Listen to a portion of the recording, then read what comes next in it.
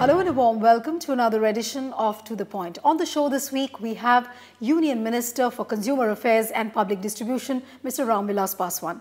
So welcome on To The Point. You recently made news for the reasons of food wastage, why food is so much wasted in India. People took it otherwise and they thought that, you're running a sort of an anti-food wastage campaign. What is the reality behind the statement which you made on the first day? गरीब को खाने के लिए आज भी भोजन पर्याप्त नहीं मिल रहा है, लोग भूखे हैं।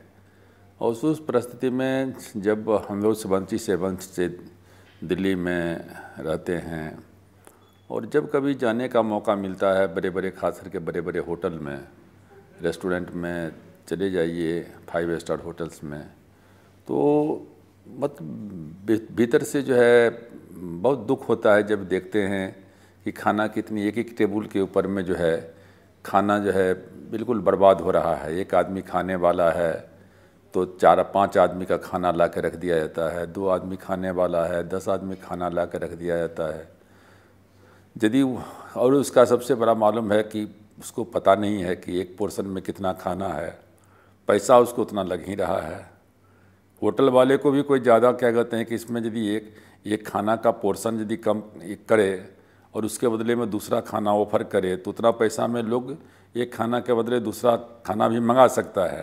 लेकिन पहले दिन का जो आपका स्टेटमेंट था, जब आपने कहा कि इस तरह से बहुत ज़्यादा बर्बादी हो रही है और अब जो स्टैंडर्ड होटल्स हैं और जो 5 स्टार होटल्स हैं उनका एक जो डिशेस का पोर्शन है वो डिसाइड करेगा, तो एक बहुत बड़ा तबका था जो सोशल मीडिया पे और बहुत सारे समाज सेवक जो थे उन्होंने कहा कि अब लगता है सरकार ये डिसाइड करेगी कि हमें कितना खाना है। पहले अल्कोहल पे बोला कि अल्कोहल अवेलेबल नहीं होगा 500 मीटर की दूरी पे जो नेशनल हाईवेज़ हैं, अल्कोहल के बाद अब सीधा खाने की बात कर रही है सरकार।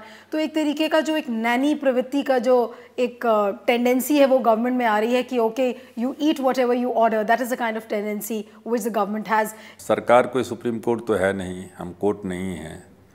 कोर्ट हम पब्लिक रिप्रेजेंटेटिव्स भी हैं, जनता के नब्ज़ के ऊपर भी हमको हाथ रखना पड़ता है। और हमारी सरकार ने शुरू से कहा है कि हम जो है कहीं पब्लिक जो इंटरफेरेंस है ना, और हमने जो है मैक्सिमम गवर्नेंस की बात कही है। तो उस परिस्थिति में जो है कभी हम सोच भी नहीं सकते हैं कि हम क्यों इस तरह का कदम उठाएंगे जिससे कि लोगों को जो है निजी जीवन में दखल हो, कितना खाएं, कैसे खाएं, नहीं खाएं, इसमें हमारा कभी क्या कहते हैं कि इंटरफेरेंस क्या कहते हैं कि ना रहा है, ना क्या कहते हैं कि रहेगा।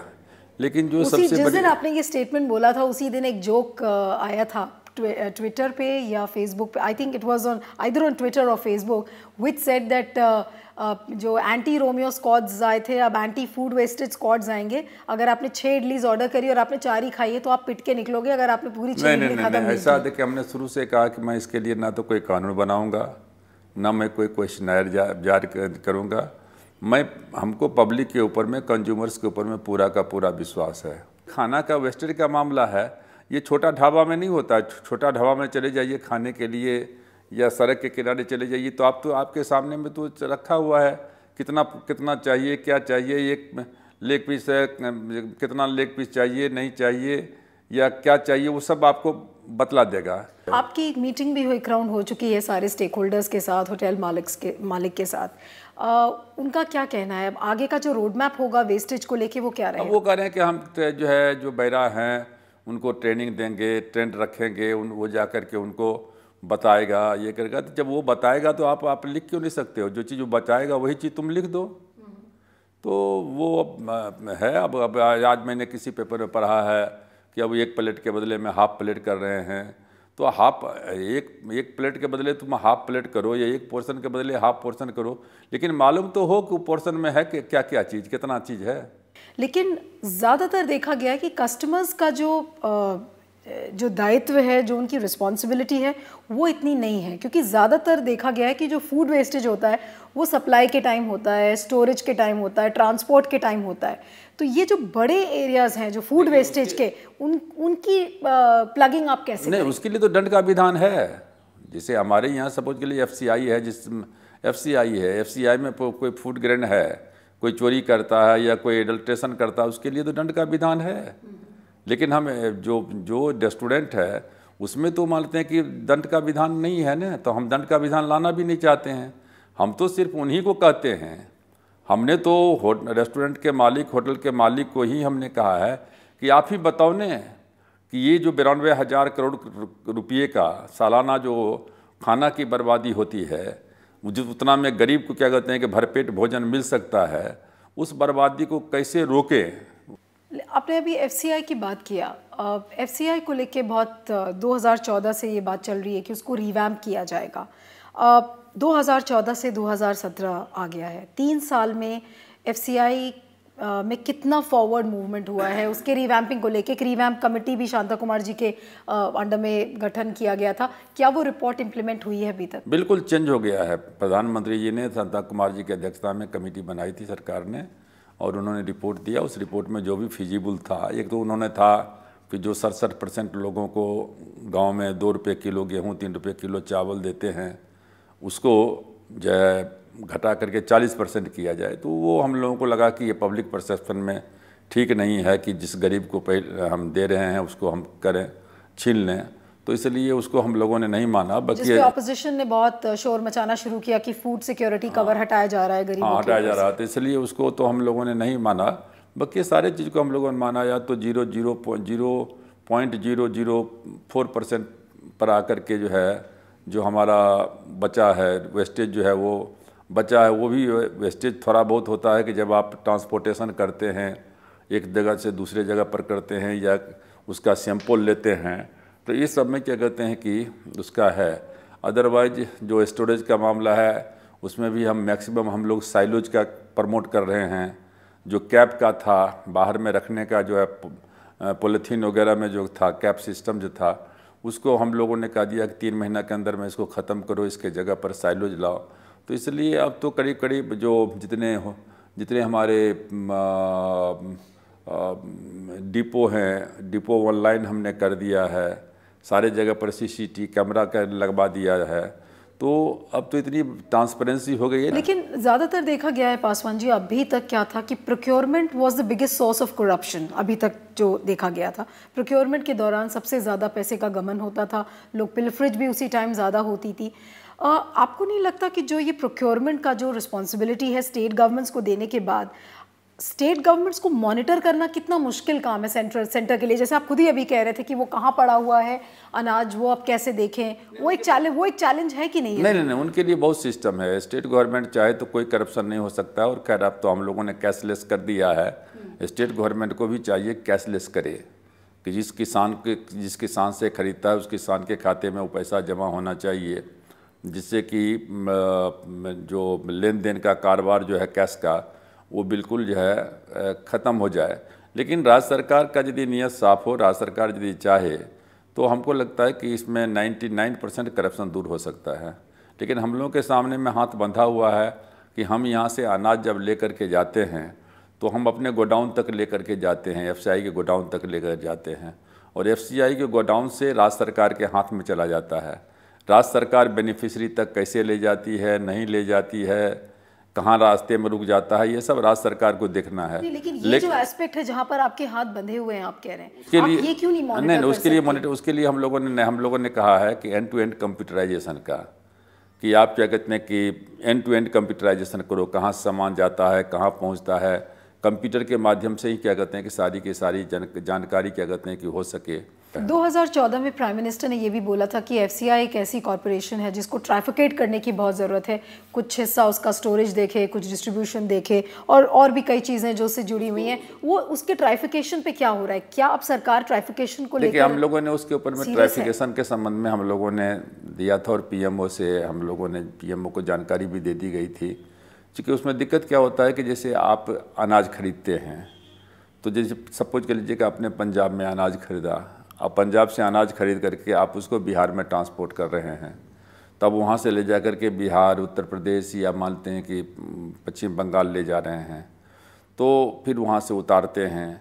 तो उस परिस्थिति में मानते हैं कि खरीदेगा एक एजेंसी, ले जाएगा दूसरा एजेंसी, फिर वहाँ तीसरा एजेंसी को देगा। तो ये तीनों का जो है तालमेल क्या कहते हैं कि रखना बहुत प्रॉब्लम्स होगा।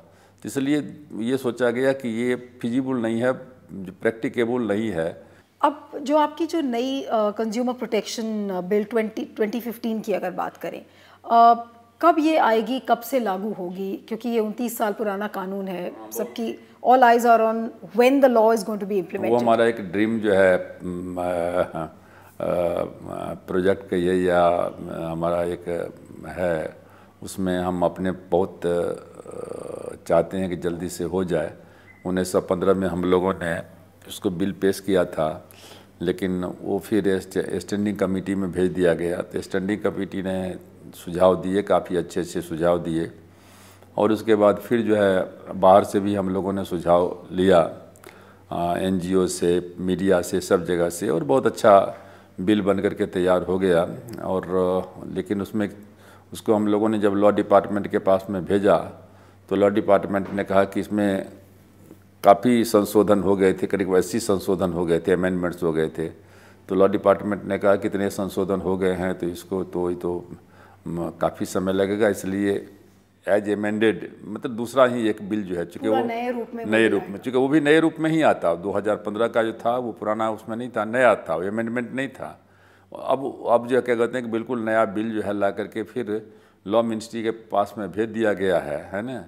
तो और लॉ मिनिस्ट्री से हम लोग आग्रह कर रहे हैं कि जल्दी से जल्दी ओके करके भेज दें, तो उसको हम लोग कैबिनेट में तुरंत ले जाएंगे। इस बिल में पासवान जी बहुत सारे ऐसे पॉइंट्स हैं जिनको लेकर अभी भी लोग क्रिटिसाइज़ कर रहे हैं, जिसमें जैसे कि आप एक रेगुलेटरी अथॉरिटी बनाने की बात कह रहे हैं कि अगर कुछ भी गलत होगा तो वो रेगुलेटरी अथॉरिटी वो एक्शन लेगी, लेकिन आपको नहीं लगता कि ये ओवरलैपिंग होगी जुडिशरी के साथ? बिकॉज जुडिशरी भी एक तरीके से जजमेंट दे रही है, रेगुलेटरी अथॉरिटी अपना काम करेगी, तो कहीं पे ओवरलैपिंग ऑफ प्रोसीजर नहीं होगा? रेगुलेटरी अथॉरिटी को जजमेंट का काम नहीं दिया गया, उनका काम सिर्फ इन्वेस्टिगेशन को दिया गया है।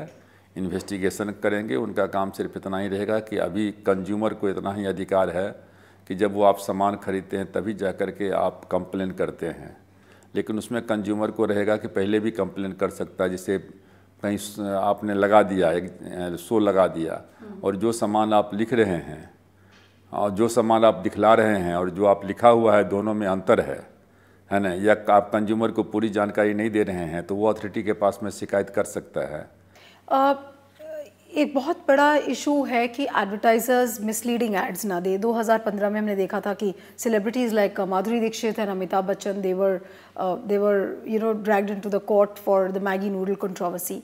तो क्या जो अब नया बिल आ रहा है उसमें क्या सेलिब्रिटीज़ को उसके एम्बिट के बाहर रखा जाएगा, या वो भी पेनलाइज होंगे अगर गलत या मिसलीडिंग एड्स को वो एंडोर्स करते हैं? तो हमको अच्छी बात है कि हम लोगों ने जब से अभियान चलाया है, मैं देख रहा हूँ कि मैं बहुत गौर से देखता हूँ। अब सबसे ज़्यादा तो अमिताभ बच्चन जी आ रहे हैं, लेकिन अच्छे काम में आ रहे हैं। कहीं मानते हैं कि कंपोस्ट जो खाद वाला मामला है, कहीं मानते सफाई का है, कहीं स्वच्छ भारत का अभियान है, ये सारे के सारे हैं। तो इन लोगों में ये तो कहीं मानते हैं कि तो पब्लिक इंटरेस्ट में है ही। मेन जो प्रॉब्लम होता है वो होता है खाने उने की चीज़ में होता है कि जब आप कहते हैं कि हम रिवाइटल खा रहे हैं और उससे हम तंदुरुस्त हैं, तो लोगों को भी लगता है कि रिवाइटल जो है खाना चाहिए। तो हमारा कहने कि हम कभी ये नहीं कहा कि आप सेलिब्रिटीज को कि आप क्या कहते हैं कि विज्ञापन मत करो। विज्ञापन के तीन स्टेज हैं। एक स्टेज तो है कि जो प्रोड्यूसर है वो सामान बनाता है और वो सामान बना करके उस सामान के ऊपर में कंटेंट्स लिखता है कि ये सामान है, ये इसका कंटेंट्स है। तो उस परिस्थिति में यदि मानते हैं कि सामान में जो चीज़ लिखा गया और जो चीज़ क्या कहते हैं कि सामान के अंदर है, उसमें यदि वो सामान नहीं है जो आप लिखते हो, तो उसके लिए तो सीधे क्या कहते हैं कि जो बनाने वाला है वो दोषी है। दूसरा है कि वो सामान को जब एडवर्टाइज करता है तो प्रेस के लोग हैं, प्रेस मीडिया के लोग हैं, तो मीडिया के लोग हैं तो मीडिया के लोग भी मानते हैं कि अनलेस की कोई इस तरह का नहीं ऑब्जेक्शनेबल चीज़ हो जो प्राइमा फेसी में लगे कि साहब ये तो कोई कह दे कि आपको एडवर्टीजमेंट देगा कि सिगरेट पीना स्वास्थ्य के लिए अच्छा है, तो आप यदि एडवर्टीजमेंट देते हो इसका मतलब आपका इंटेंशन सही नहीं है। बाकी ये चीज़ तो आपका नहीं जवाबदेही है मीडिया को। तो मीडिया को उन्होंने जो लिख करके दिया कि साहब ये है, वो सर्टिफाई करता है, और लेकिन सर्टिफाई करना चाहिए। हमारे समझ से क्या कहते हैं कि उनको भी उनको जो भी एडवर्टीजमेंट लेने वाले लोग हैं या जो बनाते हैं सामान, उनको लिख करके जो है अंडरटेकिंग देना चाहिए पहले कि जो सामान क्या कहते हैं कि हम दे रहे हैं पूरी गारंटी के साथ में दे रहे हैं, और जो लिखा हुआ है वो सारा का सारा चीज़ सही है। फिर उसके बाद सेलिब्रिटीज़ का मामला आता है। सेलिब्रिटीज़ में सिर्फ इतना ही हमारा कहना है कि सेलिब्रिटीज़ अपने मन से कुछ मत जोड़ें, जो लिखा हुआ है उसी को पढ़ दें तो उनके ऊपर में कुछ नहीं आएगा। उतना तो आएगा कि भाई हमको इन्होंने लिख करके दिया है, हम ये है, ये सामान है, हम पढ़ रहे हैं। लेकिन यदि सामान के भीतर में कुछ है, समझ न गए, लिखा हुआ क्या कहते हैं कुछ और है, या जो लिखा हुआ है उसके अलावे आप अपने मन से जोड़ते हो, एडजेक्टिव से विश्लेषण करते हो, तो वो क्या कहते हैं कि सेलिब्रिटीज के ऊपर में आ जाता है। लेकिन बहुत बड़ा समाज का तबका है वो इस समय ऑनलाइन ट्रेडिंग भी करता है, सब कुछ ऑनलाइन खरीद रहा है, ऑनलाइन फ्रॉड्स होते हैं। आपको पिक्चर किसी चीज़ की दिखा दी, आपके पास जो सामान पहुंचा उसका क्वालिटी कुछ और है, तो वो क्वालिटी चेक इस समय कैसे होगा? जो ऑनलाइन यूजर्स हैं उनको आप कैसे केटर करेंगे? अभी जो नया जो हमारा जो हमने कहा ना कि जो नया हमारा कंज्यूमर प्रोटेक्शन जो बिल पेंडिंग है, उसमें चूँकि क्या है कि जिस समय बिल बना एक्ट बना था 1986 में, उसमें पुराना कानून था, तो अब 81 साल पुराना 31 साल पुराना कानून हो गया है। तो इसमें ये सारे के सारे प्रावधान हैं और इसमें काफ़ी चीज़ें इसमें शिकायतें हैं। अब जैसे आप जिस सामान को आपने ऑर्डर किया वो सामान नहीं आ रहा है, वो सामान आ रहा है तो सब स्टैंडर्ड का आ रहा है तो समय पर नहीं आ रहा है। अब कहीं स्कूल में बच्चा है, आप जा कर के आप स्कूल में आप हस्बैंड वाइफ हैं, वो काम करते हैं, बच्चा को मानते हैं कि आपको खाना, बच्चे बम्बई में चले जाइए। ये काफ़ी प्रॉब्लम हो रहा है कि बच्चे घर पर रहते हैं, आपने ऑर्डर दे दिया कि बच्चे आएंगे स्कूल से 1:30 बजे तुम खाना पहुंचा देना। अब 1:30 बजे बच्चा तो स्कूल से पहुंच गया, यदि उसको 2:30 बजे तक खाना नहीं आया तो फिर वो बच्चा जब परेशान होता है। तो इस तरीके से खाना सामान है, उसी तरीके से आपने सामान किसी चीज़ का ऑर्डर कर दिया, वो सामान का दाम जो है क्या कहते हैं कि बतलाया गया कुछ है, कुछ कहीं कहीं यदि आपने शिकायत करने की कोशिश की, मालूम हुआ कंपनी ही नहीं है, फ्रॉड है। तो ये सारे के सारे चीज़ हैं। तो जो नया जो प्रोटेक्शन जो हमारा कंज्यूमर बिल है उसमें है ये। Mr. Paswan, now taking you away from your ministry now to the politics of BJP. अभी देखा गया है कि जो यूपी में जो बीजेपी ने जो जीत हासिल किया है, उसके बाद से एक तरीके से एक जो पॉलिटिक्स उभर कर आ रही है, और उस पॉलिटिक्स को आपने कभी एंडोर्स नहीं किया, जो politics which is related to religion, politics of saffronization, specially जब योगी आदित्यनाथ जी की बात की जाती है, वो इस समय यूपी में चीफ मिनिस्टर हैं। आप अपने आप को कैसे समझाते हैं? How do you reconcile yourself with the politics which with the setup which you are in right now and the kind of thinking which you had earlier? कुछ नहीं, हमारा इसमें कोई परेशानी नहीं है। इसलिए नहीं परेशानी है कि हम संविधान से बने हुए हैं, और जो एनडीए का जो संविधान है, मैनिफेस्टो है, या जो भारत का संविधान है, वो भारत का संविधान ना तो उसको कॉमनल तो नहीं कह सकते हैं। वो भारत का संविधान है, अब उसको जिस रूप में कहें तो संविधान है। प्रधानमंत्री ने कभी नहीं कहा कि 370 का क्या होगा, प्रधानमंत्री ने ये नहीं कहा कि राम जन्मभूमि बाबरी मस्जिद का क्या होगा, प्रधानमंत्री ने ये नहीं कहा कॉमन सिविल कोड का क्या होगा। प्रधानमंत्री ने सिर्फ एक ही मार्ग बतलाया है कि वो है विकास का मार्ग, और प्रधानमंत्री जो है सरकार का हेड होता है। कोई संगठन, अलग अलग संगठन है, वो संगठन क्या बोलता है, इवन पॉलिटिकल पार्टी है, भारतीय जनता पार्टी अलग है, हमारी लोक जनशक्ति पार्टी अलग है, उनके पार्टी का लोग कई एक 33 पार्टियां हैं। अब 33 पार्टी का अलग अलग मैनिफेस्टो है, हर चीज़ पर अलग अलग राय है। तो लेकिन हमको ना अपनी पार्टी का राय से हमको मतलब है, न किसी पार्टी के राय का मतलब है। हमको मतलब है कि जो जिस सरकार में हम एनडीए के सरकार में हैं, वो एनडीए की सरकार जो है क्या कर रही है। और प्रधानमंत्री ने साफ कर दिया है कि जो संविधान है वही हमारा सबसे बड़ा धर्म है। लेकिन आपको या आपकी पार्टी को कोई प्रॉब्लम नहीं होगी अगर आरएसएस अपना हिंदुत्व एजेंडा लाता है, जैसे कि बहुत सारे सेक्शंस ऐसे हैं जो इस समय बातें कर रहे हैं कि हिंदुत्व एजेंडा लेकर आएगा। आरएसएस क्यों अपना एजेंडा लाएगा? एजेंडा है, आरएसएस को बोलने का पूरा अधिकार है, विश्व हिंदू परिषद को बोलने का पूरा अधिकार है, बाबरी मस्जिद के जो लोग हैं उनको बोलने का पूरा अधिकार है, हर पार्टी को बोलने का पूरा अधिकार है। लेकिन सरकार क्यों एजेंडा लाएगी? जब सरकार एजेंडा लाएगी तब तो आप हमसे पूछेंगे ना। आप ऐसा कोई जी पूछिए ना कि जिसमें सरकार ने कोई क्या कहते हैं कि हिंदुत्व एजेंडा को लाने का काम किया हो। योगी आदित्यनाथ के बारे में आपका क्या कहना है? नहीं, कुछ नहीं। योगी आदित्यनाथ क्या कहते हैं कि एक सबसे बड़े जो सूबा है देश का, उसके मुख्यमंत्री हैं, और उन्होंने कहा है कि जो भी काम होगा अकॉर्डिंग टू लॉ होगा, रूल ऑफ लॉ होगा और संविधान के मुताबिक होगा। उनकी छवि से आपको या आपके पार्टी को कोई प्रॉब्लम नहीं? छवि किसकी क्या है उससे कोई फर्क नहीं पड़ता है। छवि एक अलग चीज़ है। अब भारतीय जनता पार्टी का जो छवि था कि ये बड़े बड़े पूंजीपति की पार्टी है, और जब से नरेंद्र मोदी जी देश के प्रधानमंत्री बने हैं तब से अब ये छवि हो गई कि साहब ये गरीबों की पार्टी है, किसानों की पार्टी है। उल्टे लोग बदनाम करते हैं कि साहब जो इनका बेसिक तबका था, बिजनेसमैन था, वो इनसे खिलाफ हो गया है, उनके खिलाफ में ये काम कर रहे हैं। लेकिन भारतीय जनता पार्टी की तो छवि ये नहीं थी ना, पहले तो छवि थी, अभी भी बहुत से लोग सब कहते हैं कि पूंजीपति की पार्टी है। तो इसलिए छवि से कुछ फर्क नहीं पड़ता है। बीपी सिंह थे देश के, बीपी सिंह जी जब कांग्रेस में थे और उस समय में जो उनकी छवि थी, जब मुख्यमंत्री छवि थी, और जब वही यहाँ जा कर के देश के प्रधानमंत्री बने और जब उन्होंने दलित, पिछड़ा, अल्पसंख्यक के संबंध में काम करना शुरू किया, मंडल कमीशन लागू किया, तो एक दूसरी छवि बन गई। लेकिन जो लोकसभा चुनाव है उसमें 2 साल बचे हैं, 2017 है, 2019 में अगला लोकसभा चुनाव है। यहाँ से from here on how do you see the political battle shaping up in the country, because अब तो ऑपोजिशन ऑलमोस्ट नील के बराबर है। कुछ नहीं, अब हम लोग 2019 की बात कहाँ कर रहे हैं, अब तो 2025 की बात कर रहे हैं। 2019 में अब क्या रखा हुआ, 2019 के तुम प्रधानमंत्री बन गए नरेंद्र मोदी जी, अब तो हम लोग 2025 की बात करते हैं और 25 में भी बनेंगे।